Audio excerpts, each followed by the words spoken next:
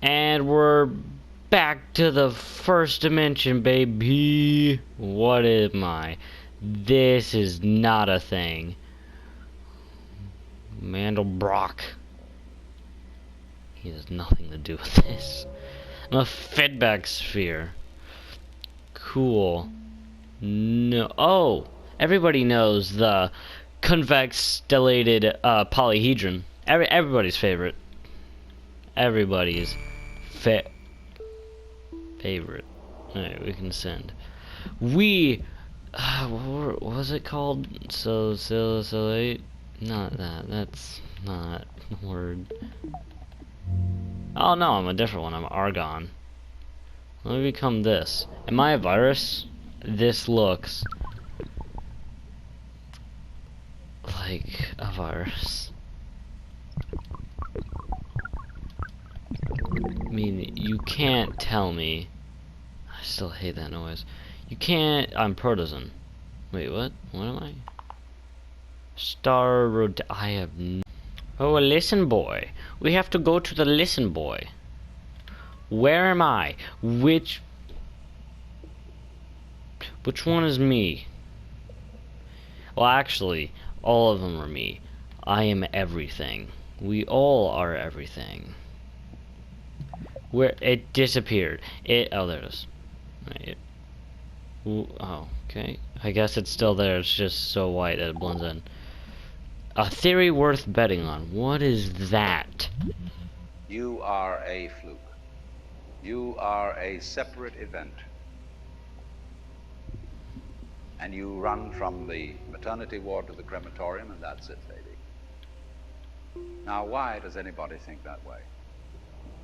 There's no reason to, because it isn't even scientific. It's just a myth. And it's invented by people who wanted to feel a certain way. They want to play a certain game. Camus said there is only really one serious philosophical question, which is whether or not to commit suicide. Should you or not commit suicide? This is a good question. Why go on? And you only go on if the game is worth the candle. Now, the universe has been going on for an incredible long time. And so, really, a satisfactory theory of the universe has to be one that's worth betting on. That's seems to me, absolutely elementary common sense. If you make a theory of the universe which isn't worth betting on, why bother? Just commit suicide. But if you want to go on playing the game, you've got to have an optimal theory for playing the game. Huh. It's true. I mean, not to go talk about suicide, and I'm not telling you to do whatever. But, I mean, that's basically the point. Is if there's nothing you're living for, what is the point? So, straight out of the gutter, or whatever the saying is, if you don't have a point, there basically is nothing, there's no point to your existence. Every creature on Earth is born with the point, or born so they can reproduce. But if that's not what you want to do, because we are sentient, and you don't have anything, and you don't have any other plans for your life, there's basically no point. But I'm not telling you to go kill yourself. I'm just... It's a philosophy, as I said. Yeah, I get it. What are those? That's beautiful. I'm a alpaca. Let me become a tree. I want to become a tall tree. Look how tall I am. Look how small everything is. They are so tiny. I'm all freaking Douglas fir. Everything is talked to. That's how popular I am. Good day. Are you interested in getting to know me? Sure. That's a question. My forest, fall in love, get married, have 3 or 4 kids, grow old, die holding hands. I'll leave you my business card. You can get back to me. Dang, alright. Straight to the point. I wasn't really paying attention to what he said, but whatever. Oh, and we can dance? How do we... There we go. We're dancing, baby.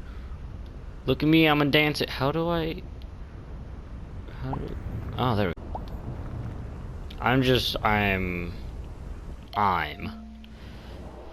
Alright, what are we now? We're Earth again. We're green planet. I am just rushing through things today. Oh, it's a Hurricane. What'd I call it? I'm pretty sure it was Hurricane. Or Hurricane. Oh, something with a here. Something with a H-J. H-Y-J.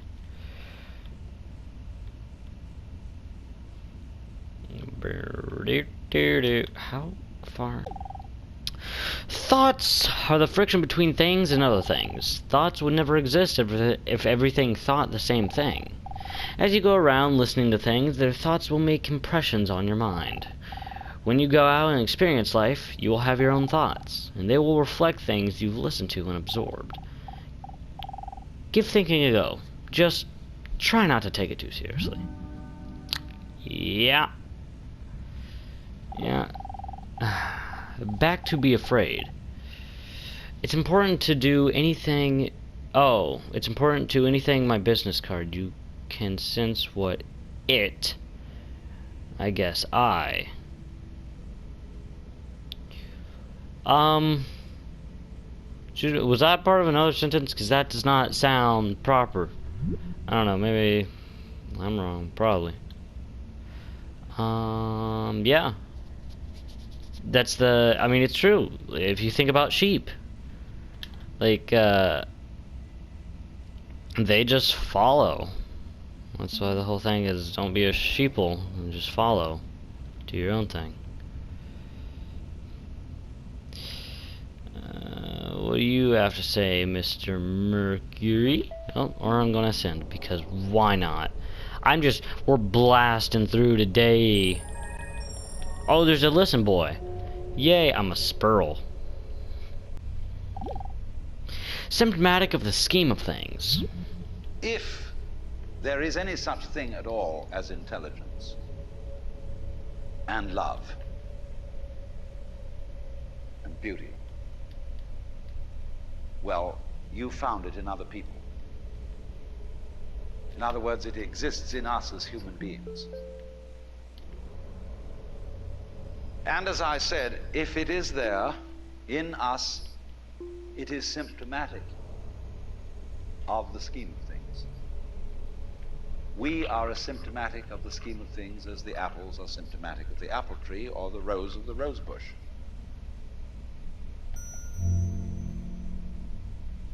The earth is not a big rock infested with living organisms, any more than your skeleton is bones infested with cells. The earth is geological, yes, but this geological entity grows people. And our existence on the earth is a symptom of the solar system and its balances, as much as the solar system in turn is a symptom of our galaxy. And our galaxy in its turn is a symptom of the whole company of galaxies. Goodness only knows what that's in. Yeah. I mean, so far, basically everything this seminar, I guess, has been saying has been true if you think about it. I mean, the entire point of the seminar is just to listen and open your mind and to basically think. It's not a thing of, listen, I'm right. It's a thing of, in a sense, I'm right. I'm carbon. Now I'm a thing. No, I'm an object. We're ascending, baby. We're just gonna keep going and going. We'll do one more listen, boy. And we're out of here. Ugh, I hate that noise. What even? Whoa, what even? That noise is also very pleasant, isn't it? I'm ill-listened.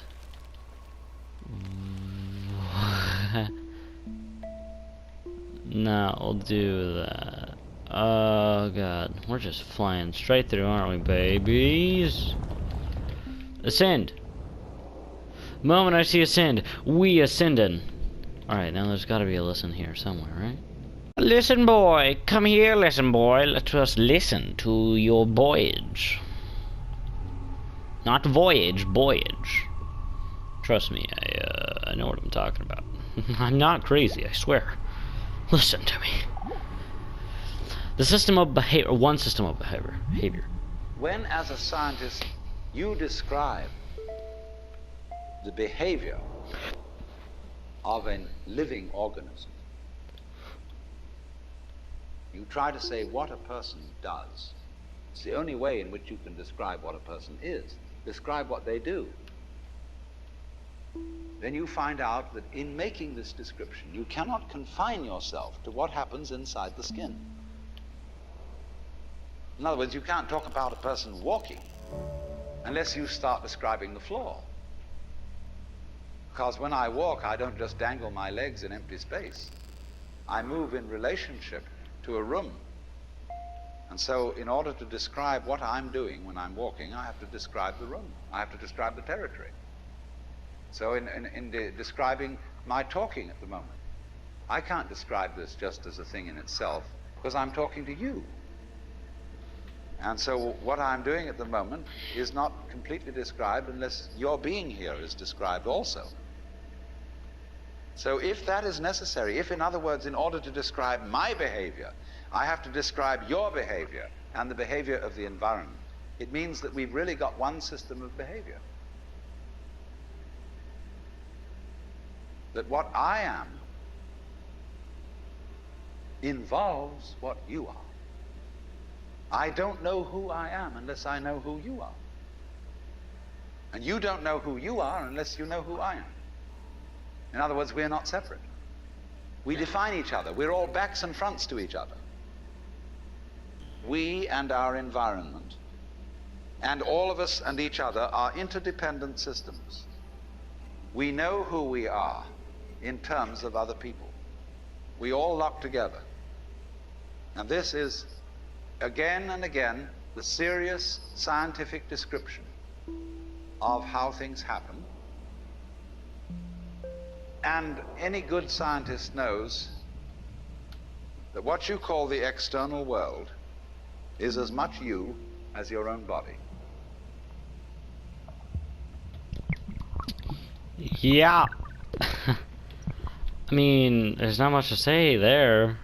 He pretty much explains it all. He just... Nothing is different in any sense of the way, and nothing can be different if other things aren't the same. But nothing can also be different if everything's different. So... I think the point of the seminar, I don't know the seminar, I think the point of it is everything is everything. I mean, that's clearly the point, but he's literally going over everything we can think of. Anyways, long before the giant bellflower pollens were around, far back through time, all pollens were the same thing. Something that spread into every pollen everywhere. Something all pollens still share here and now. You may find you aren't just giant bellflower pollen, but every pollen in existence. An expression of this great pattern known as pollens. Everything secretly knows this, and you know it too. The left button.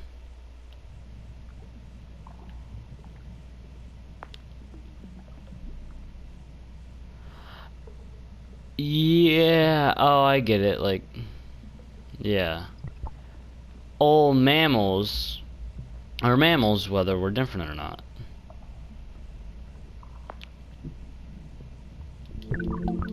Yeah, look at this. Yep. Yep, we're all pollen. All pollens are the same, but they're all different too. I don't know, this is interesting. I'm not too good at explaining it, but I'm trying my best. Or maybe I'm getting things wrong. I don't know. The point is, though, is that you take into consideration what he's saying and learn just how to see the world. And then add in whatever you want to do with it. Whether you believe in something or just have a thought of what you should do. Which again, if you don't have a point, use the eraser. Alright, bye.